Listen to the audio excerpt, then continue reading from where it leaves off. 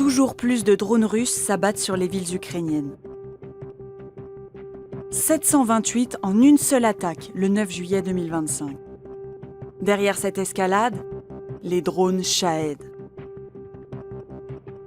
Au début de la guerre, les salves de plusieurs centaines de drones étaient assez rares.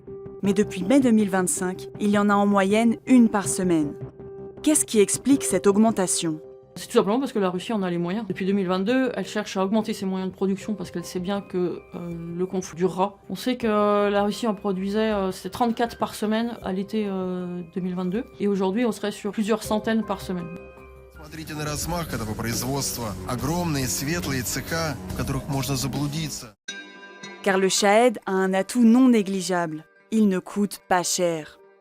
Ces drones ne sont pas très complexes. Seuls 8 à 10% d'entre eux atteignent leur cible. Pourtant, ils mettent à rude épreuve les défenses ukrainiennes. Et c'est bien là tout l'intérêt pour la Russie. L'objectif aussi est de disperser les moyens de défense antiaérienne ukrainiens qui doivent protéger à la fois des infrastructures critiques, à la fois leurs troupes et les populations. Et les centres de pouvoir, comme le territoire ukrainien est immense, que les moyens antiaériens en Ukraine, mais comme ailleurs, sont comptés, ça oblige à faire des choix qui doivent être, j'imagine, cornéliens. Pour surcharger les défenses antiaériennes, la Russie envoie ses drones par tous les côtés. Les points de lancement sont mobiles. Les Shahed peuvent être envoyés depuis un simple pick-up. La Russie multiplie aussi les types de munitions. Des missiles, des drones, mais aussi des leurres. Ils ressemblent aux Shahed, mais ce sont des faux.